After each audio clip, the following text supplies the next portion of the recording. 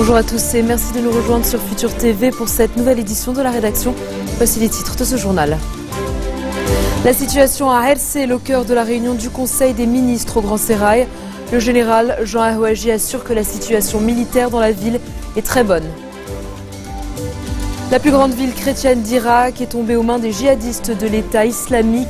100 000 chrétiens déplacés. Paris demande une réunion d'urgence du Conseil de sécurité de l'ONU. Course contre la montre pour prolonger la trêve de 3 jours entre Israël et le Hamas. Le cessez-le-feu conclu par l'Égypte entre les deux parties expire dans quelques heures. Et à suivre également dans ce journal, direction le Cambodge et prison à perpétuité pour les 2 derniers plus hauts responsables des Khmers rouges. Ils ont été reconnus coupables de crimes contre l'humanité, d'extermination et de persécution politique. Réunion du Conseil des ministres ce matin au Grand Sérail sous la présidence du Premier ministre Tamam Salam et en présence des principaux responsables sécuritaires. Parmi eux, le commandant en chef de l'armée libanaise, le général Jean Ahouaji, le directeur des services de renseignement, le général Edmond Fadel, ainsi que le chef des forces de sécurité intérieure, le général Ebrahim Basbous. Ahouaji a fait le bilan des derniers événements qui ont eu lieu à Hersel, dans la Bekaa. S'adressant à la presse peu après, il a assuré que la situation militaire est très bonne. L'armée libanaise a renforcé ses positions dans cette ville proche de la frontière syrienne, prise d'assaut par des militants islamistes samedi dernier. Aucun combat n'a été signalé ce jeudi dans cette localité où semble être respecté l'accord de trêve conclu grâce à la médiation de dignitaires religieux. C'est bientôt la fin du cauchemar pour ces résidents d'Hersal blessés lors des combats. Ils vont être transportés vers les hôpitaux de la Bekaa pour y être soignés. Les secours ne font aucune distinction. Ils sont libanais, mais aussi syriens. Cette libération, ils la doivent à la délégation des ulémas en mission à Hersal. Les dignitaires religieux effectuent depuis dimanche une série de médiations pour mettre un terme aux affrontements. Résultat, les armes se seraient pratiquement tues depuis 24 heures avec un repli cette nuit des combattants de l'État islamique vers les zones reculées d'Hersal. Ce qui devrait à terme faciliter l'entrée tant attendue des convois d'aide et de la Croix-Rouge.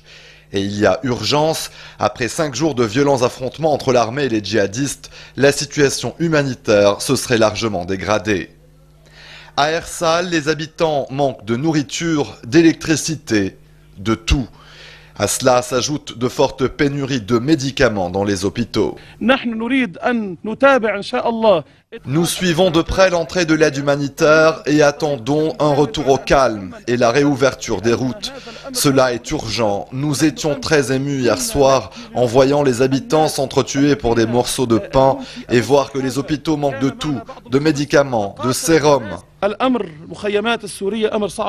La situation dans les camps syriens à Hersal est également difficile. La moitié des tentes a brûlé et des cadavres calcinés s'y trouvent. Les équipes de secours n'ont pas réussi à s'y rendre.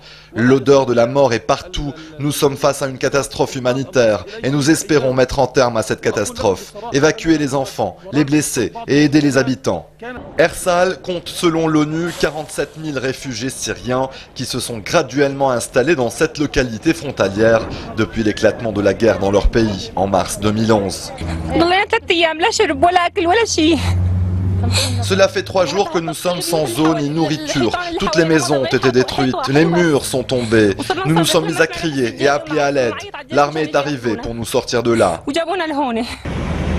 Dans sa lutte contre les djihadistes, l'armée a perdu 17 de ses hommes jusqu'à présent. Au moins 86 militaires ont été blessés, 22 sont toujours portés disparus. Il y a aussi des pertes côté civil, mais les services de sécurité n'ont communiqué aucun chiffre pour l'instant. Le nombre de djihadistes tués au combat demeure tout aussi flou. Au moins 50 cadavres d'islamistes auraient été découverts selon des sources proches de l'armée et cités par la presse locale. Pour Amin Jmaïel, la priorité est de soutenir l'armée. Le leader du parti Kataeb s'exprimait à l'issue de sa rencontre avec l'ancien président Michel Sleiman. Selon lui, les missions de l'armée visent à protéger la souveraineté du pays et l'unité du Liban. Il dit cependant craindre que cette mission soit longue et s'inscrive dans la durée. Jmaïel a indiqué que la scène libanaise est devenue un prolongement de ce qui se passe en Syrie et en Irak. Il a rappelé que le Liban est une mosaïque et que si elle se brise, nul ne sait comment on pourra la reconstruire. Concernant la présidentielle libanaise, le leader des Kataeb a affirmé que les forces qui entravent l'élection doivent réaliser que l'on ne peut affronter les menaces avec cette vacance. Sur le plan sécuritaire, l'armée israélienne a effectué des manœuvres militaires à l'aube dans la région des hameaux de Shebra, au Liban Sud. Plusieurs fusées éclairantes ont été tirées au-dessus de la ligne de démarcation entre les fermes occupées de Shebra et le territoire libanais. Des unités israéliennes d'infanterie soutenues par des engins blindés ont ensuite effectué des manœuvres le long de la ligne bleue depuis Abbassia jusqu'aux hauteurs de Kfar Shouba et Shebra sous couvert de drones qui survolaient la région. En Irak, les djihadistes de l'État islamique poursuivent leur progression. Ils se sont emparés ce matin de 3 localités supplémentaires dans le nord du pays. Parmi elles, Tel Keif, peuplée en majorité de chrétiens. Des habitants de Karakok, principale ville chrétienne d'Irak, au sud-est de Mossoul, se sont enfuis avant l'arrivée des islamistes. Au total, ce sont plus de 100 000 chrétiens qui ont été contraints de fuir et de trouver refuge au Kurdistan voisin. Les djihadistes ont par ailleurs retiré les croix des églises. Le pape François a lancé un appel urgent à la communauté internationale pour protéger les populations du nord de l'Irak et assurer les aides nécessaires. Ici même au Liban, réunis au siège patriarcal d'été de Diman, au nord du pays, les évêques d'Orient ont exhorté la communauté internationale à porter secours aux chrétiens d'Irak. Depuis l'offensive des djihadistes, les chrétiens du pays ont été forcés à quitter Mossoul suite à un ultimatum lancé par les combattants de l'État islamique, les poussant à fuir, à se convertir à l'islam ou bien à payer un impôt. L'archevêque maronite de Beyrouth, Boulos Matal, a de son côté condamné l'expulsion des chrétiens de Mossoul et de Ninive, toujours en Irak. Il a exhorté le Conseil de sécurité de l'ONU à voter une résolution catégorique qui exigerait le retour des propriétaires des territoires par tous les moyens et le plus vite possible. Tirant la sonnette d'alarme, l'archevêque a également appelé tous les musulmans à condamner ces exactions. Et puis sachez que la France, elle, a demandé une réunion d'urgence du Conseil de sécurité de l'ONU consacrée à la situation en Irak. Le chef de la diplomatie française, Laurent Fabius, s'est dit vivement préoccupé par les avancées des djihadistes dans le nord du pays. Dans un instant, direction la Russie, Moscou réagit aux sanctions européennes. À tout de suite.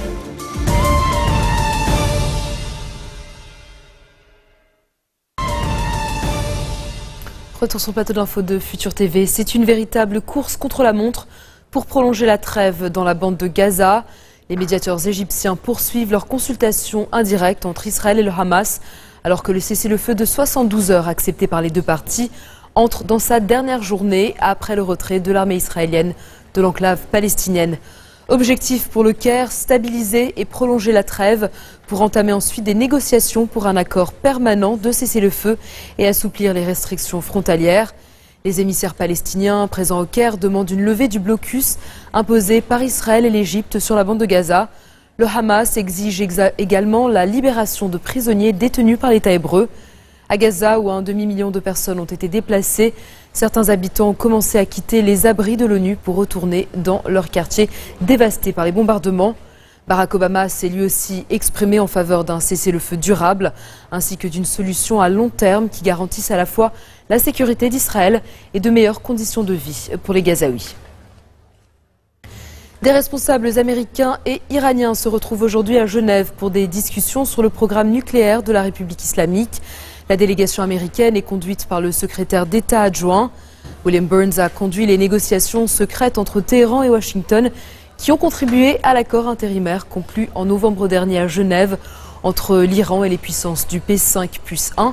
Les négociations menées par la suite dans ce cadre multilatéral étaient censées aboutir le 20 juillet, mais ont été prolongées de 4 mois.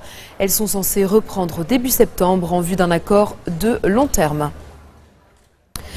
La Russie annonce l'importation de fruits, de légumes, de viande, de poissons, de lait et de produits laitiers en provenance des États-Unis, de l'Union européenne, d'Australie, du Canada et de Norvège.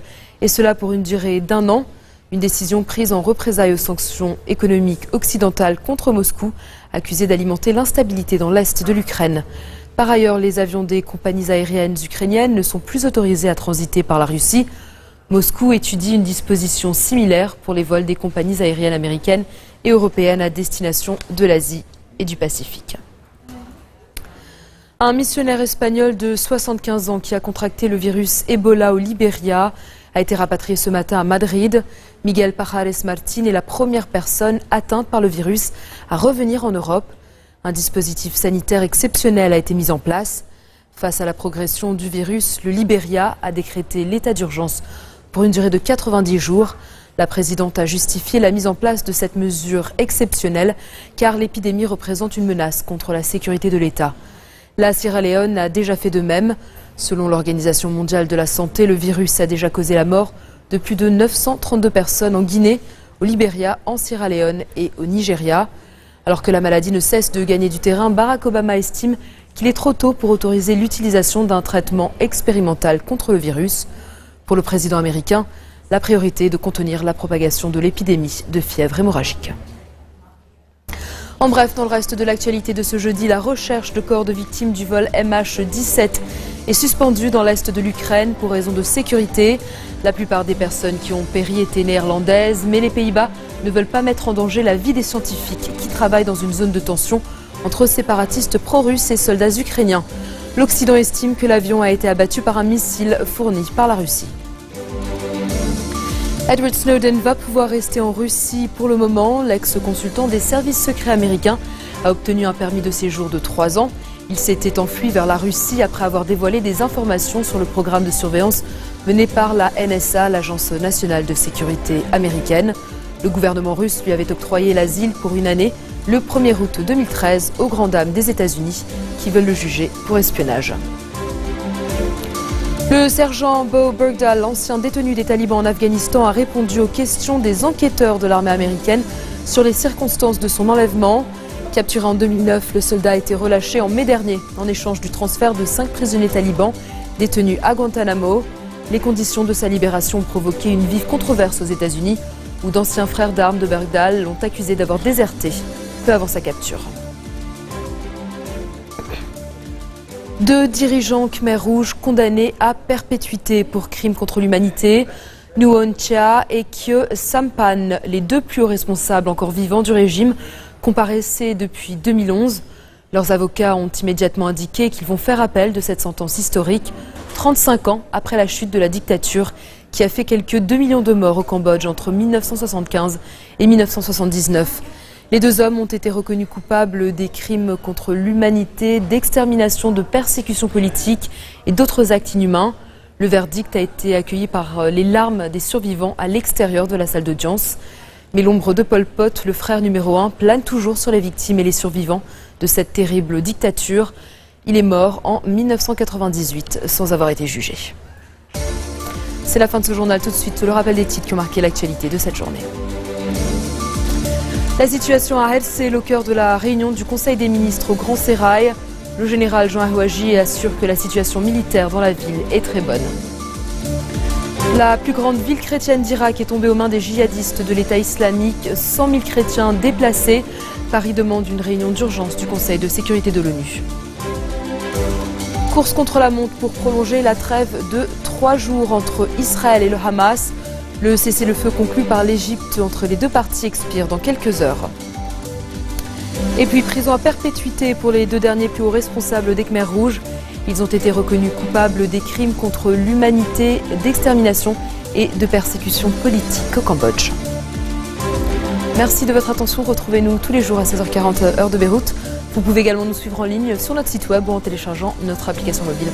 Excellente soirée à toutes et à tous et à demain. وجه خادم الحرمين الشريفين بتقديم دعم فوري للجيش وقوى الامن الداخلي وسائر القوى الامنيه الشرعيه قوامه $1 مليار